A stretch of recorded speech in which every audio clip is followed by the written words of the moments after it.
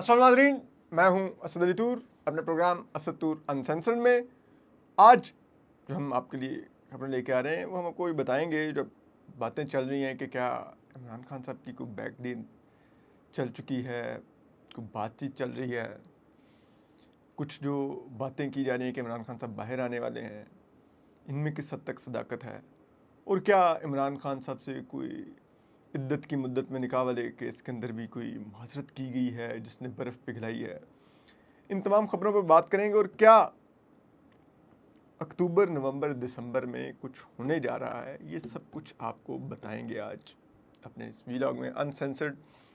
मैं आपको एक बात कहूँ कि हमारे यहाँ पर अब मैंने एक चीज़ नोट की है ख़ास तौर पे कि जो खुसूसन यूट्यूब पर जो मौजूद जो सहाफ़त कर रहे हैं लोग, अ, उनमें से मेजॉरिटी मुख्तलिफ़ सियासी जमातों के साथ मुख्तलिफ़ सियासी जमातों के साथ जुड़े हुए हैं। और उनका फोकस ये होता है कि हम कुछ ऐसा बोलें कि वो सियासी जमात के जो व्यूवरशिप हमें मिली हुई है वो हमारे साथ इंटैक्ट रहे, वो खुश रहे, हम उसकी ख्वाहिश को खबर बना दें ताकि हमारा यूट्यूब का जो चैनल है वो ज़्यादा चले, ज़्यादा हम डॉलर कमाएं। और उसके लिए वो झूठ भी बोलते हैं, झूठी खबरें खुद से घड़ के बेचते हैं। और ये मैं समझता हूँ कि ये उन सियासी कारकुनों, सियासी वर्करों, उन जमातों के सपोर्टर्स के साथ ज़्यादती होती है जिन्होंने नून लीग का बयानिया पकड़ा हुआ है, नून लीग से कमा रहे हैं। वो ऐसी खबरों को एंगल देंगे कि लगेगा कि बस नून नून ही हो रही है। जिन्होंने पीटीआई का ये पकड़ा हुआ साइड, वो ऐसा एंगल देते हैं कि लगता है कि बस अब इमरान सुबह गया तो शाम को आया, ठीक है, और सब कुछ धरन तख्ता हो गया है, इनकलाब आ गया है। बस ये है कि इनकलाब की फ़ाइनल दस्तक वो अब हमें सुनाई देने लग गई है और बस अब दरवाज़ा खुलना और अंदर आना है तो अंदर दूध और शहद की नहरें हैं और मुल्क ने तरक्की करनी है और ख़ान ने वो ताज पहन के तख्त पर बैठे होना है। वो ये इमेज बिल्डिंग करते रहते हैं और मेरी नज़र में यही सबसे बड़ा झूठ होता है जो लोग ये इमेज बिल्डिंग करते हैं अपनी खातिर। अब मैं पिछले कुछ दिनों से नोट कर रहा हूँ कुछ चीज़ें, तो मैंने सोचा कि इन खबरों को ज़रा, जो खबरें कही जा रही हैं, इनको ज़रा चेक किया जाए कि इनमें कहाँ तक सदाकत है। तो हमने पिछले कुछ एक दो दिनों में काफ़ी जगहों पर बात की और रेलिवेंट क्वार्टर्स में बात की इस चीज़ को समझने के लिए कि ये क्या है मामला सारा, ये क्या हो रहा है, कहाँ से हो रहा है और कैसे हो रहा है। तो चलिए अब स्टेप बाय स्टेप इन खबरों पर आते हैं। एक बार बार जो प्रो पीटीआई यूट्यूबर्स हैं, जो पीटीआई को, जिन्होंने एक, जैसे कहते हैं ना, एक पीटीआई के लोगों को एक अफीम पे लगाया हुआ है, वो हर रोज़ उनको एक अफीम चिटा देते हैं। पीटीआई के लोग उसी नशे में रहते हैं और कहते हैं कि बस झूले लाल आए खान, आए खान, आया आया आया खान। वो ये इस पर लगाया हुआ है।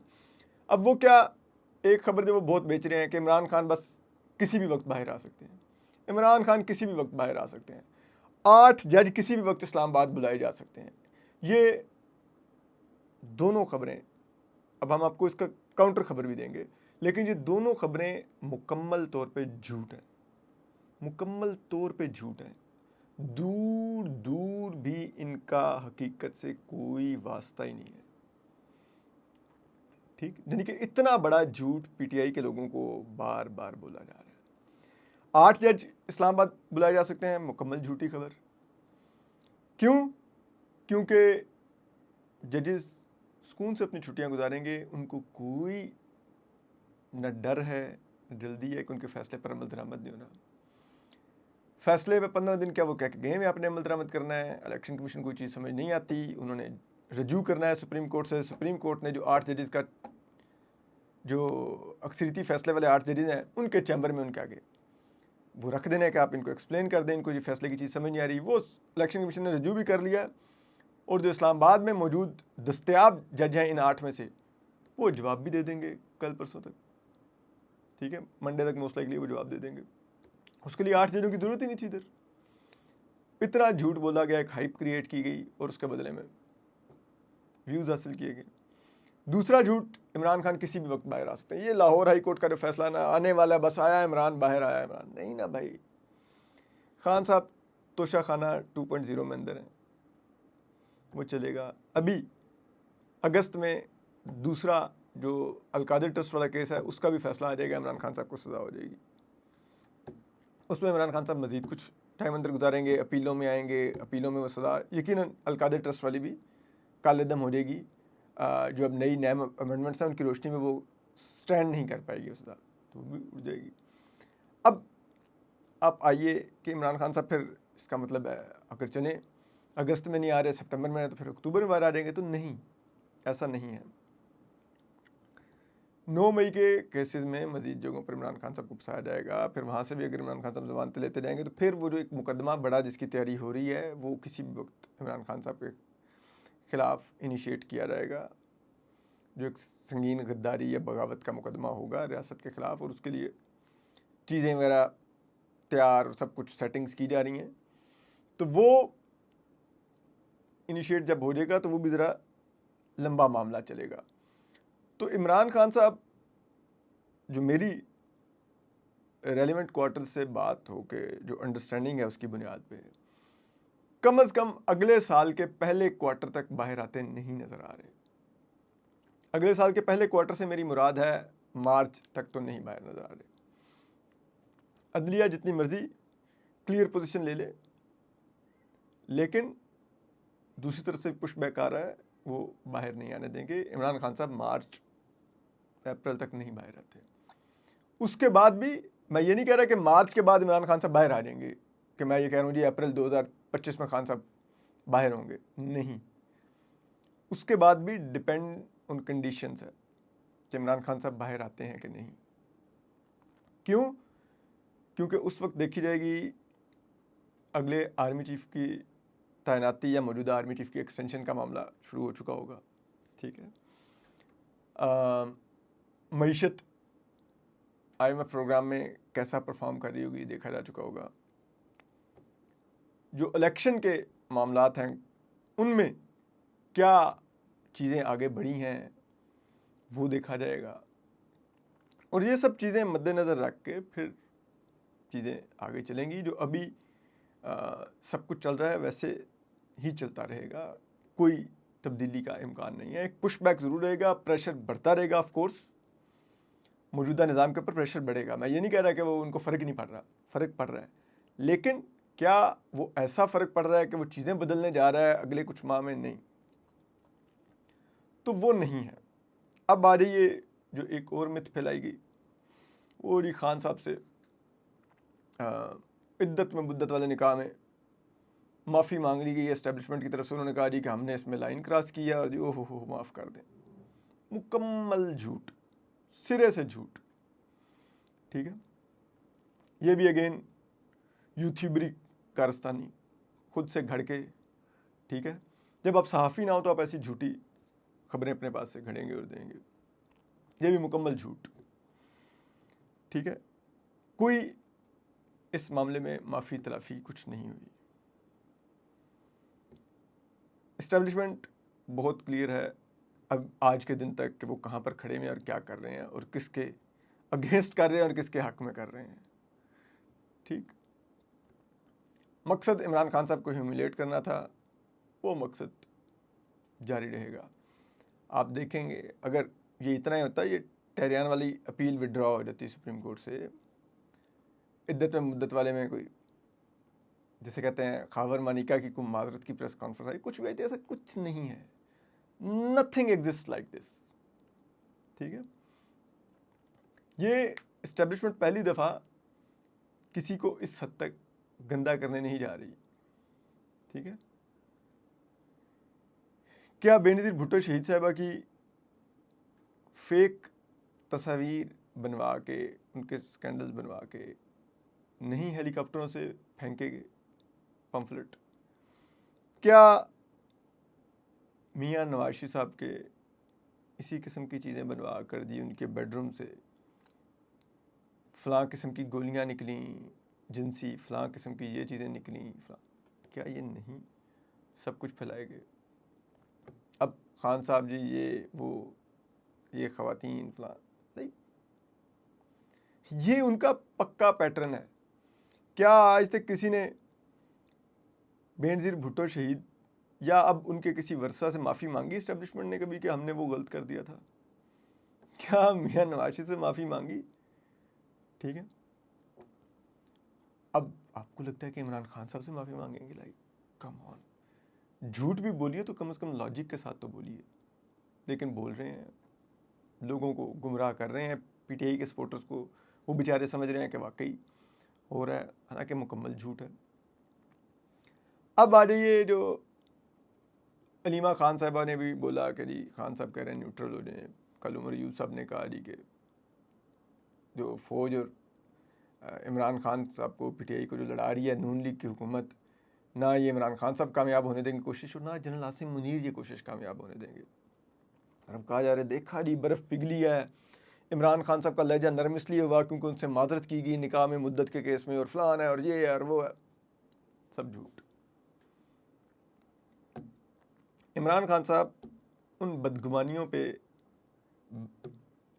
तकिया करना चाह रहे हैं जो इस वक्त हुकूमत जिनका शिकार है, जिन इनसिक्योरिटीज़ का शिकार है, कि ये तो चीफ जस्टिस काजी फैसला जा रहे हैं, तो जस्टिस मंसूर अली शाह आ रहे हैं तो इलेक्शन उड़ जाएगा, फ़ौज भी जिसे कहते हैं वो तजब्जुब का शिकार है, तो क्या पॉलिसी चेंज कर रही है, फलान हो रहा है, ये हो रहा है, वो हो रहा है।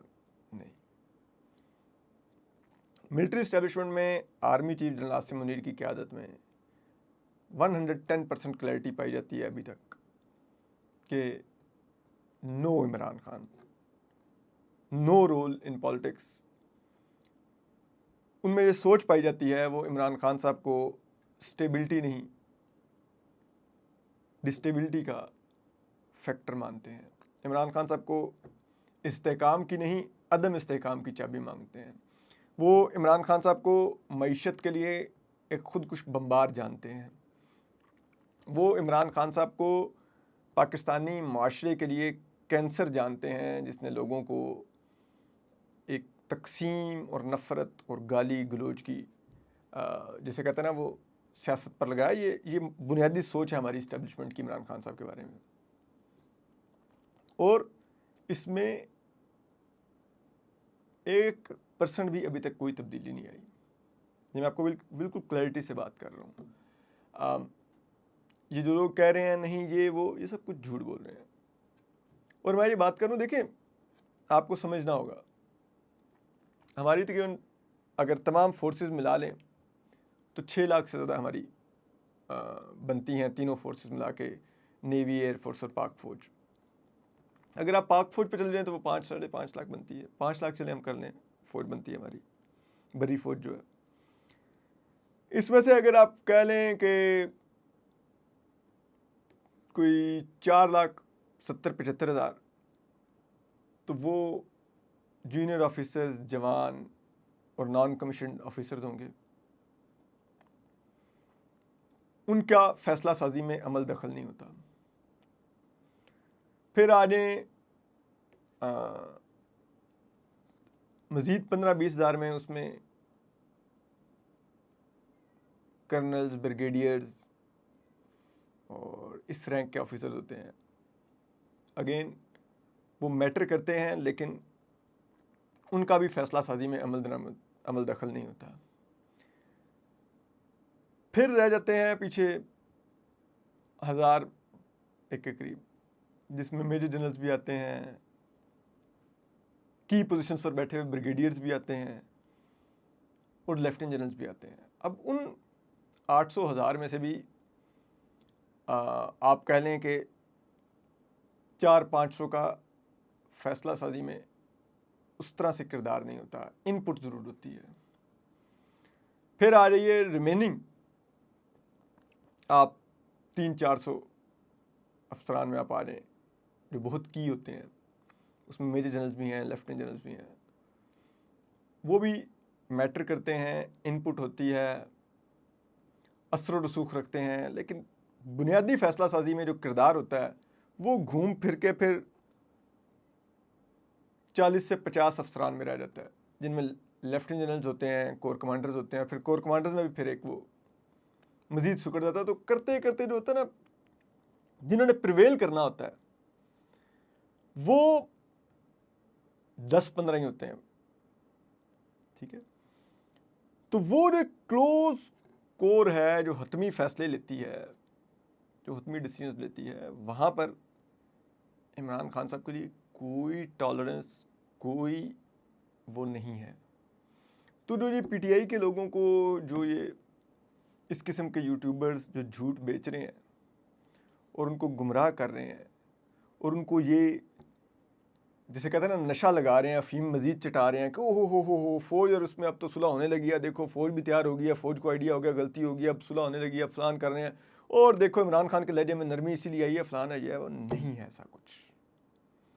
This all is a blatant lie, मुकम्मल झूठ, ठीक है। अब आ रही है तो फिर होने क्या जा रहा है, ठीक है। होने ये जा रहा है जी कि अब आप देखिए पीटीआई और नून लीग दोनों की अब तमाम नज़रें काजी फैज़ साहब के ऊपर हैं। अब नून लीग काजी फैज़ साहब के जाने पर खौफ का शिकार है और पीटीआई काजी फैज़ साहब के जाने पर उम्मीद का शिकार है, ठीक है। नून लीग को ये लगता है कि जी काजी साहब जाएंगे, नून लीग के जो रेलिवेंट लोगों में अगर आप बात करें, जो उनकी अपने अंदर बातचीत चल रही है नून में, वो ये कहते हैं जी काजी साहब जाएंगे और काजी साहब इस निज़ाम की गारंटी थे, हैं बहुत पिवटल हैं काजी साहब इसके लिए। अगर वो जाएंगे तो फिर हमारे पास तो जिस तरह का वो फार्म 47 वाला, जिसको हम लास्टिक की शलवारें भी कहते हैं, वो वाला मैंडेट है, तो वो अगर उसके ऊपर जुडिशरी ने स्क्रूटनी शुरू कर दी और वो 8 फरवरी वाली पिटीशन टेकअप होगी, तो ये तो हमारे लिए बहुत मुश्किलात पैदा करेंगे जस्टिस मंजूर अली शाह साहब आके, और ये तो सारा निज़ाम मिल जाएगा। और वो इसी खदशात का इजहार इस्टेब्लिशमेंट से भी कर रहे हैं कि ये क्या है, कैसे करेंगे। पीटीआई इस पर उम्मीद का उसकी कायम हुई हुई है। वो कह रहे हैं कि काजी साहब जाएंगे, ये तो हमारे एंटी जज थे और इस्टेब्लिशमेंट के की रोल थे हमें कट टू साइज करने में, और ये जाएंगे तो हमारे दिन फिर जाएंगे और फिर एक इंडिपेंडेंट माइंड जज आएंगे और वो चीज़ें आगे चलेंगी, जो हमारे पिटिशंस हैं वो सब कुछ आगे चलेंगी। एक तो बड़ा अफसोस का बात है कि हमारी सियासत को अदलिया पर इन्हिसार ही क्यों करना पड़ता है, ठीक है। लेकिन क्या करें, हमारा मुल्क ऐसा है पिछले कुछ अरसे में, और मादरत के साथ इसमें नून लीग और पीटीआई का सबसे ज़्यादा किरदार है, जिन्होंने हर चीज़ अदलिया में ले जाने की रवायत डाली। मियाँ साहब 2008 के बाद कभी मेमो गेट, तो कभी स्विस हुकाम को उस वक्त के सदर राशिद जारी के साथ खत का मामला हो, कभी दीगर जिसे कहते हैं वो पावर प्लांट्स का केस हो, जो आईपीपीज उस दौर में लगने जा रहे थे, राजा पे सिर्फ को राजा रेंटल का नाम दे दिया गया, ये सब कुछ करने नून लीग भागी भागी सुप्रीम कोर्ट को पहुंच जाती थी। मेमो गेट हो, मियाँ नवाज साहब काला कोट पहन के पहुंच गई, फिर उधर से क्यों हासिल किया पीटीआई ने, फिर पीटीआई भी हर चीज़ सुप्रीम कोर्ट ले जाने लगी, हर मामले में supreme court supreme court supreme court supreme court. और हमारी अदलिया को भी मज़ा आने लग गया कि वो उसके पास सब बातें हैं और वो अपनी मर्ज़ी से उस पर अमल दरामद करवाती है।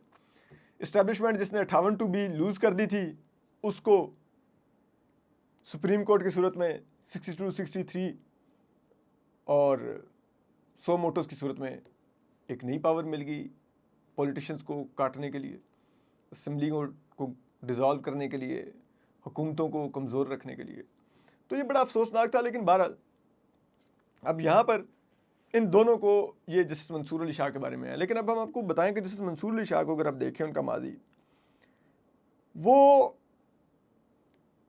आइन और कानून के लिहाज से उनके फ़ैसले अगर आप पढ़ें, उनकी जूरिस्प्रूडेंस बहुत अच्छी है, बहुत अच्छे फ़ैसले वो लिखते हैं, लॉ और कॉन्स्टिट्यूशन को बहुत अच्छा समझते हैं।